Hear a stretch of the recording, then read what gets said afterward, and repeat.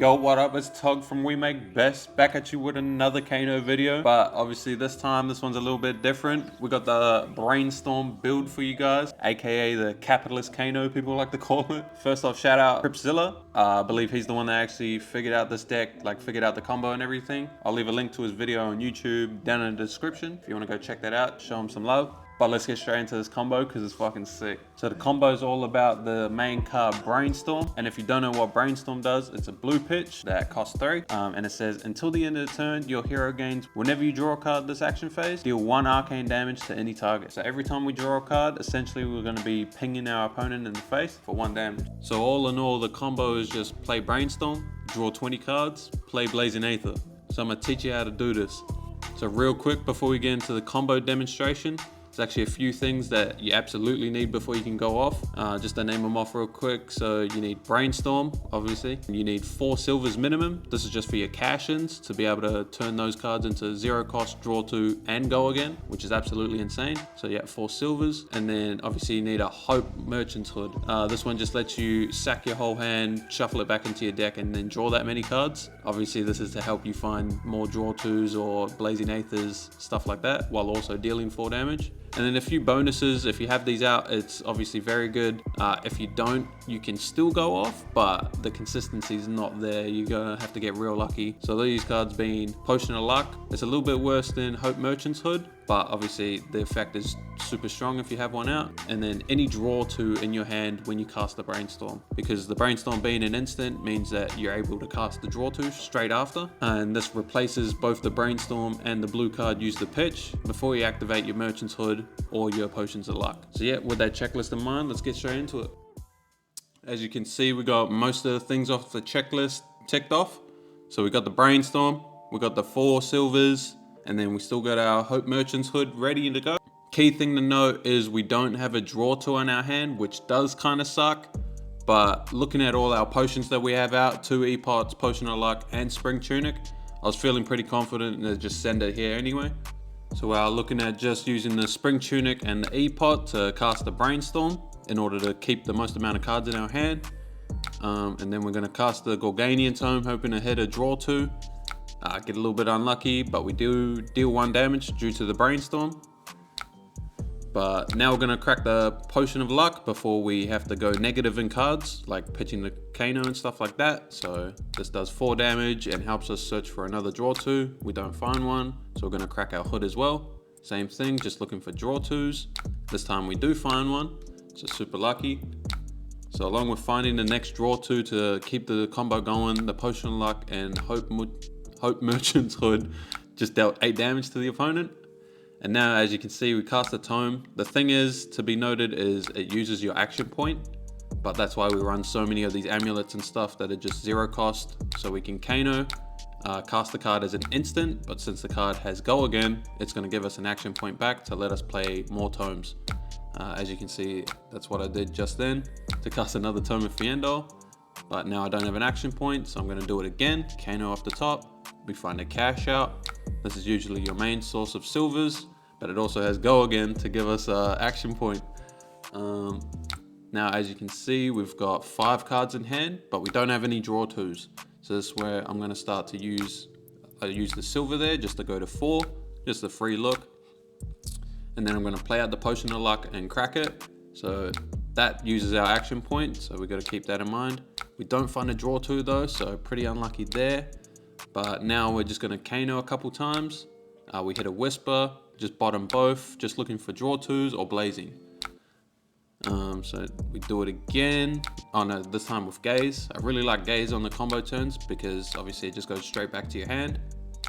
And then we get to Gaze into a Sift. Sift is super good in the deck because it gives you the action point due to Go Again, but also lets you filter your cards to help you find obviously your draw 2s and Blazings.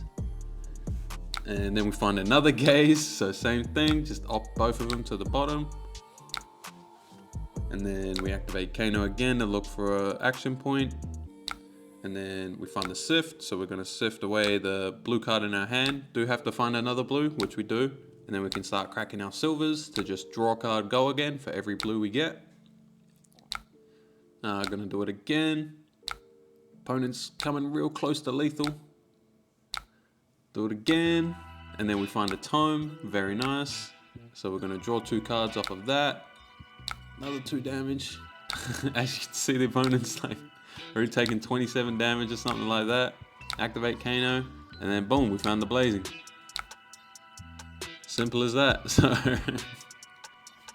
So as you can see, turn 4, 54 damage, and this is consistent. This is really consistent. So turn 4, you can probably threaten the lethal, but I've done it as early as turn 2, turn 1 sometimes if I'm going second, and then I think I've had upwards of 300 damage turns, just if you're able to cast multiple blazings, multiple brainstorms. But yeah, so let's get straight into this deck tech now, and I'll explain all these card choices, because you're probably thinking, what the fuck were half of those cards in the deck?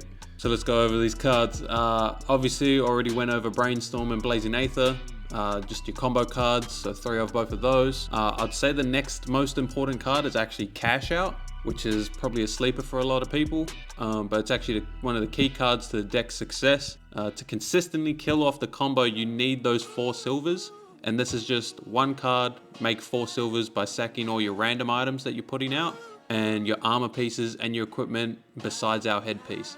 And like I said, the 4 silvers is important to make the cash-ins a 0 cost draw to with Go Again, which is huge because as you can see, you really need the action points and you really need the draw twos. So you really need the silvers. It's like a dominoes effect.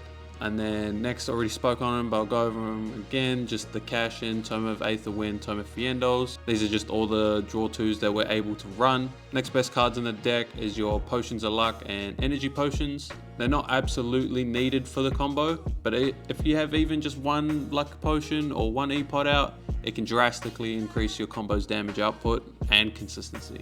The other support cards we opt in for is Rainbow Sifts. These are probably the best ones because they're 0 cost Go Again, so they can give you an action point. And then they also filter your hand, which deals damage if you have Brainstorm active, obviously. So that's why we run Rainbow of those. I like to run Gaze the Ages because I run a couple extra other wizard cards besides the Tome of Aetherwind to allow you to just be able to opt, really find your next draw twos or your blazings on your combo turn, and then it comes back to your hand. 3 Pry, so you're usually just doing this on yourself in order to filter a card out of your hand. The one downside on this one is it doesn't have Go Again, so it can be a whiff, but it lets you on combo turns filter your reds and hopefully turn them into blues, which lets you Kano again to find the action point if you need it. Also, it's a wizard card to work off your Gaze the Ages to allow Gaze to come back to your hand when you cast it. Next is Tempest Aurora, another wizard card to work with Gaze, but then also on combo turn, not only is it 0 Go Again to get you your action point, it will actually also buff the Blazing Aether. So it's nothing to scoff at, and I've just found that better than the other talismans and amulets that we have options to. So I actually been liking that one. As Whisper of the Oracle, it's just like a Gaze the Ages, except this one will give you your action point and it won't go back to your hand, but yeah, again, it blocks 3, 0, Go Again, opt 2 to let you find your combo piece. And then I'll quickly go over my item choices. So these are all the items that have actually done things for me in the games. So Amulet of Echoes, super good against Fi and Lexi and people like that. Amulet of Intervention, just have 2 of. The effect sounds relevant. I've never had it be relevant yet, but nice to just have that little bit of safety with the amulet. Next, Talisman of Balance. This is probably your best one. If you ever just have this out and then your opponent has an arsenal and we don't, we get to pretty much draw a card and put it straight into our arsenal at the end of turn. So it's essentially drawing a card. Super good for your earlier turns in the game when you're just looking for your combo pieces, your cash outs and stuff like that, just to filter through your deck. Super good. This one's actually super good against Fi. So I've actually banished people's Phoenix Flames from their graveyard in response to the Fi's activation by activating Kano, banishing a card off the top, playing it, and then yeah, so it triggers the talisman. So super nice for that. Talisman of Tithes, also very good because we got This Round's on Me in the sideboard, allowing us to deny the card draw from our opponent. So super good. Also works against Crown of Seeds. So that's something. So that's it for the deck tech. Hope you guys enjoyed. I'll leave a link to the deck list in the description. If you guys have any card suggestions or questions about the deck, drop that down in the comments. I'll be happy to answer. And if you guys want to see the other spicy archetypes that Dynasty has created, check out our set review here. I'm out.